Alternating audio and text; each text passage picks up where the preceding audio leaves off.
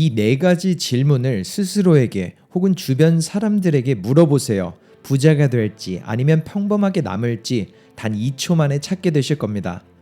대부분의 사람들은 부자가 되고 싶어 하지만 진짜 큰 돈은 극소수를 향해 몰립니다.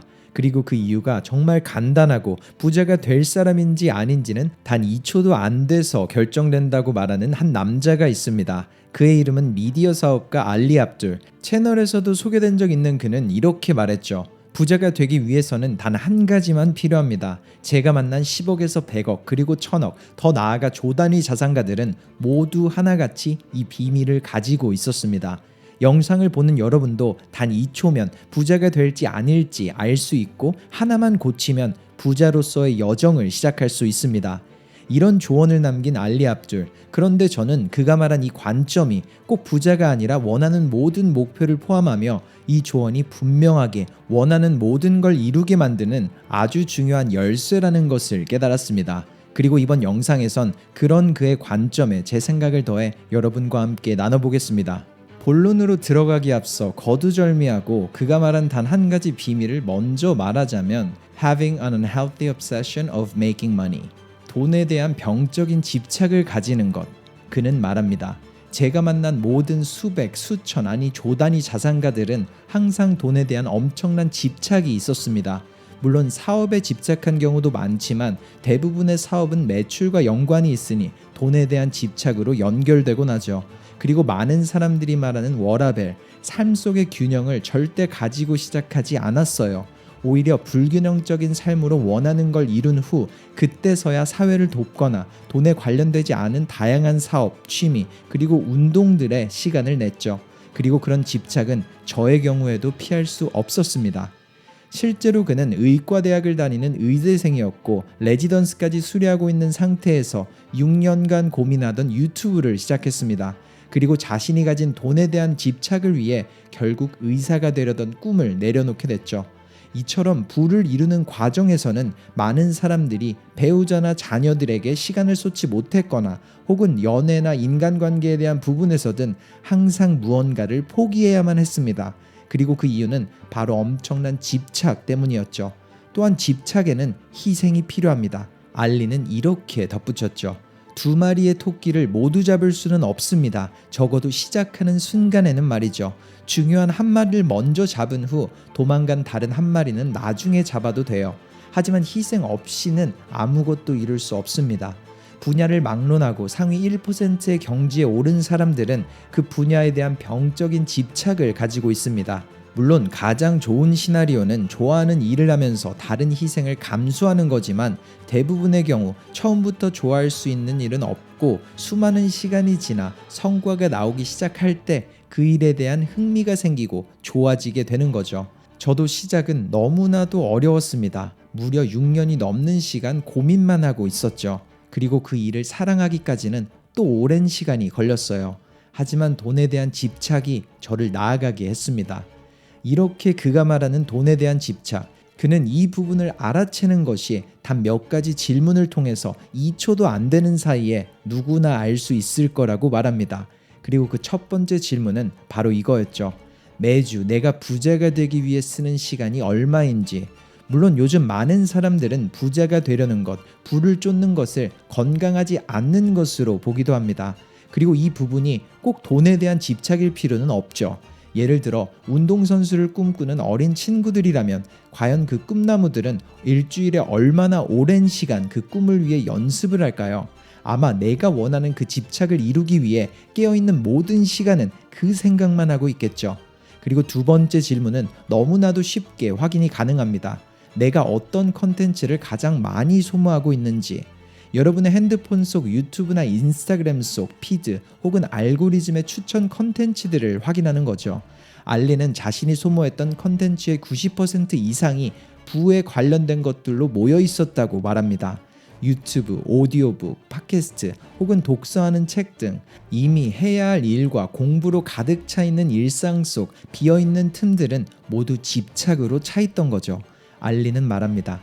누군가가 어떤 것에 많은 시간을 쓰는지 보려면 유튜브에 들어가서 피드만 봐도 답이 나옵니다. 즉, 당신이 원하는 것을 찾지 못하겠다면 바로 당신의 알고리즘을 보면 알 수 있어요. 당신이 원하는 것은 바로 그곳에 있습니다. 그런데 만약 당신이 원하는 것과 알고리즘이 다르다면 원하는 것으로, 원하는 곳으로 나아갈 수 있도록 지금 당장 피드부터 바꿔보세요. 바뀌는 세상 속 나를 다잡는 가장 쉬운 방법은 알고리즘부터 바꾸는 겁니다. 많은 사람들이 피하려는 불편한 진실이 있습니다. 그건 바로 삶의 균형을 찾아야 한다는 것. 하지만 그가 말한 관점에 따르면 어떤 목표를 향해 나아가든지 삶의 균형이 잡혀있는 삶을 살수록 부자가 되는 가능성 혹은 원하는 집착을 이룰 가능성은 상대적으로 작아질 수밖에 없다는 겁니다. 그리고 그렇기 때문에 오로지 1%도 안 되는 사람들이 경제적 자유 혹은 원하는 만큼의 돈을 가질 수 있는 거죠. 물론 사람들은 이렇게 말할 수도 있을 거예요. 나는 균형 있는 삶을 살면서도 부자가 될 수 있어. 똑똑하게 일을 하면 되잖아. 그리고 그런 사람들에게 알리는 이렇게 말했습니다.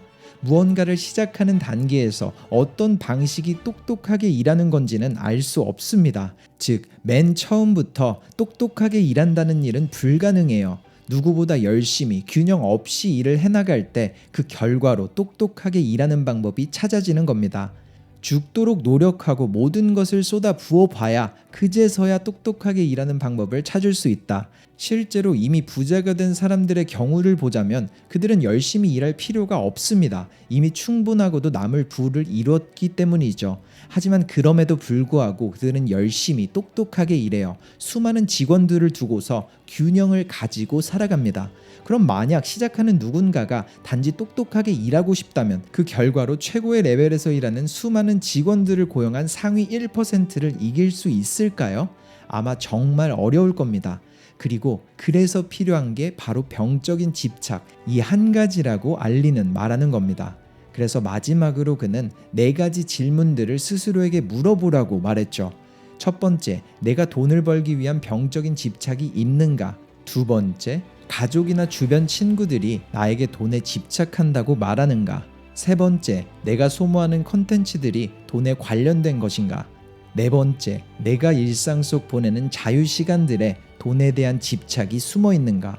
만약 이 질문에 대해 아니요라는 대답이 나왔다면 당신에게 주어진 선택지는 2가지 뿐입니다. 첫 번째는 건강하지 않는 돈에 대한 집착을 가지는 것, 소모하는 컨텐츠들을 바꾸고 아침에 2시간 일찍 일어나거나 저녁에 2시간 늦게 잠에 들어야 하고, 아니라면 점심시간이나 출퇴근 시간을 이용해서라도 저녁이나 주말 친구들의 부름에도 불구하고 넷플릭스나 다른 컨텐츠들을 소모하는 대신 내가 원하는 목표로의 집착을, 삶의 균형을 깨는 건강하지 못한 집착을 시작하세요.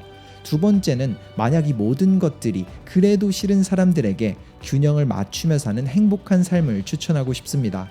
비록 큰 돈이 빠르게 오지 않을 수도 있지만 돈이 인생의 전부는 아닐 수도 있고, 저는 자신에게 맞는 길을 선택한 당신이 이 영상을 마주한 게 너무 큰 축복이라고 생각합니다. 굳이 원하지 않는 목표를 위해서 많은 시간과 감정을 낭비하지 않아도 되니까요. 또 모두가 부자가 되려는 목표를 가질 필요는 없다고 생각합니다. 물론 모두가 스트레스를 받지는 않죠. 제가 찾은 것은 단 하나, 인생에 대한 불만족과 스트레스를 가진 사람들은 자신이 채우지 못하고 있는 공백이 있기 때문이었습니다. 바로 자신이 가진 크고 작은 목표와 자신이 하고 있는 행동들에 대한 공백이죠. 만약 내가 하는 행동들이 목표로 나아가고 있지 않다면 그 공백 속에서 사람들은 인생의 비참함을 느껴요. 그러니 이제부터는 목표를 행동으로 채워가며 그 공백을 줄여가는 여정을 만들어 가세요. 그리고 집착을 유지하세요. 이번 영상 속 알리가 나눈 메시지가 여러분의 일상에 큰 울림을 전달했길 바랍니다. 이 마인드셋 딱 하나가 내 인생을 가장 많이 바꿨다. 매일 이것 딱 하나만 생각하라. 터닝포인트입니다. 이번 주도 역시 삶의 방향을 조금 더 올바른 곳으로, 더 나은 곳으로 바꾸는 한 문장을 직접 준비해봤습니다. 세계적 자기계발 베스트셀러 The Subtle Art of Not Giving a F, 신경 끄기의 기술과 다양한 베스트셀링 책들의 저자 마크 맨슨은 한 문장이 자신의 인생을 바꿨다고 말합니다. I have found it to be the most transformative mindset that I've ever come across and that I've ever implemented into my life. I'm responsible for everything in my life, whether or not it's my fault. It's the underlying basis of everything. Until you accept that you are responsible for the things in your life, you don't feel empowered to actually do anything about it. I'm responsible for everything in my life, whether or not it's my fault. I feel like this is the core of my work, essentially. 내 삶에 일어나는 모든 일은 바로 내 책임이다. 그리고 그 모든 이유들을 내 잘못으로 생각한다. 이 마인드셋 하나가 내 인생을 가장 많이 바꿨다. 여러분은 이 말에 얼만큼 공감하시나요? 물론 외부적인 모든 요소를 내 탓이라고 정의하는 것에는 조금 억지가 있어 보일 수도 있다고 생각해요. 하지만 마크가 언급한 것처럼 모든 상황을 오로지 내 책임으로 받아들일 때 무언가를 바꿀 용기와 오기가 생기는 것 같아요. 공감을 하지 못하는 분들이 많을 수도 있지만 사실 남을 혹은 무언가를 탓하는 건 정말 너무나도 쉽습니다. 그래서 저는 탓이라는 단어의 뜻을 찾아봤어요. 일이 잘못되거나 부정적인 현상이 생기는 것에 대한 때문이나 원인을 가리키는 말, 이렇게 정의가 되더라고요. 하지만 여기서 원인이라는 뜻은 어떤 사물이나 상태를 변화시키거나 발생하게 만드는 근본적인 이유나 사건을 의미한다고 하는데, 다르게 이해해보면 탓을 하면 그 원인을 그 대상에게 돌리면서 동시에 바꿀 수 있는 힘 또한 그곳에 남게 되겠죠. 그리고 쉬운 인생을 사는 사람은 없는 것 같아요. 별거 아니지만 예를 들어 제 경우만 봐도 사실 외부 상황을 원망하고 탓하려면 정말 수없이도 많은 그런 환경에서 자랐습니다. 한국을 떠나서 해외에 처음 왔을 때 아르바이트 3개를 동시에 하면서 빠듯빠듯 겨우 모은 돈으로 왔거든요. 심지어 영어도 할 줄 모르는 상태로 말이죠. 저는 학교에서도 영어를 배운 적이 없었습니다. 그러니까 저도 너무 힘들더라고요. 그래서 저도 무언가를 항상 탓했던 것만 같아요. 그리고 역시나 변하는 것은 단 하나도 없었죠. 그런데 그러다 어느 순간 모든 탓을 저에게 돌렸어요. 분명 어릴 적 내가 공부하는 대신 운동을 택해서 내가 지금 영어를 못하는 거구나. 혹은 돈을 벌어서 학교를 가야 하는데 친구들은 다 학비와 생활비를 부모님에게 받으니까 그냥 나도 그게 부럽고 또 게을러지고 싶어서 주 6일 12시간 하는 아르바이트가 싫어서 그러는구나. 그런데 있잖아요. 이렇게 책임을 저에게 돌리니까 뭔가 계속 해봐야겠다는 힘이 나는 거예요. 그 탓이 책임들이 저에게 있으니까 원인도 저에게 있다고 생각했나 봐요. 원인이 저에게 있다면 그걸 바꿀 수 있는 열쇠도 제가 가지고 있다는 말이 되잖아요. 그래서 한 발 한 발 나아가다 보니 예전보다 조금 다른 게 제 눈에 보이기 시작했습니다. 여기에서 태어난 3살, 5살 어린 아이들도 정말 유창하게 영어를 하는데 말하고 못할 게 뭐야? 이런 이상한 자신감이 생기더니 운동만 하느라 학교에서 안 배웠던 영어가 오히려 저에겐 가장 큰 강점이 됐거든요. 학교에서는 정확한 답만 말해야 했기 때문에 많은 분들이 완벽한 문장을 만들려고 할 때 저는 따로 머릿속으로 번역하고 생각할 필요 없이 일단 바로바로 말을 뱉어보기 시작했어요. 그리고 그렇게 계속 해나가다 보니까 영어가 점점 편해지기 시작하면서 덕분에 제가 원하는 분야에서 일을 시작했고 직접 학비까지 벌어서 졸업해보자는 오기가 생겼어요. 그런데 그때 아무리 수소문을 해봐도 유학생은 학자금 대출도 안 나와서 학비를 직접 벌어서 졸업한 사람이 없다는 거예요. 근데 그게 말이 되는 게 한 학기에 1,000만 원 가까이 하는 학비를 생활비까지 합해서 내야 하니까 버겁긴 했죠. 하지만 역시나 저는 제 탓을 했어요. 내가 안 벌면 누군가 대신 벌어주진 않을 테니까 그냥 일단 한번 해보자. 그리고 그렇게 저는 대부분의 유학생분들과는 조금 다르게 3개의 일을 하며 준비한 유학 자금부터 해외 도착 후 생활비 그리고 컬리지의 학비까지 모든 걸 제가 책임지며 우등생 졸업까지 할 수 있었습니다. 물론 자랑이라고 생각하실 수도 있는데 사실 약간은 자랑이 맞는 것 같아요. 그것도 제 책임이니까요. 그리고 정말 확실한 것 하나는 마크가 이번 영상의 서두에 말한 것처럼 만약 제가 인생에서 일어나는 모든 일에 책임을 지려 하지 않았다면, 계속 누군가를 탓하고만 있었다면 변화를 기다리던 저에겐 아무 일도 일어나지 않았을 겁니다. 물론 저도 항상 그 마음이 유지되진 않습니다. 하지만 그럴 때마다 내가 책임을 돌리려 할 때마다 조금씩 다시 돌아오려고 노력하는 것 같아요.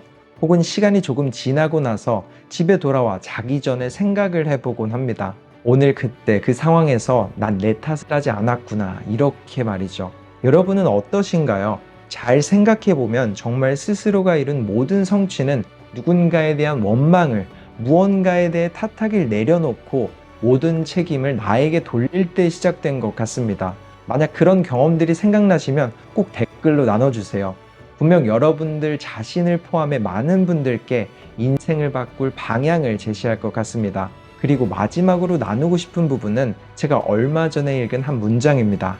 기대 없이 특정한 결과를 요구하지 않으면서 삶을 사는 것이 바로 자유이다. 결과에 대한 기회가 없을 때 우린 자유로워진다.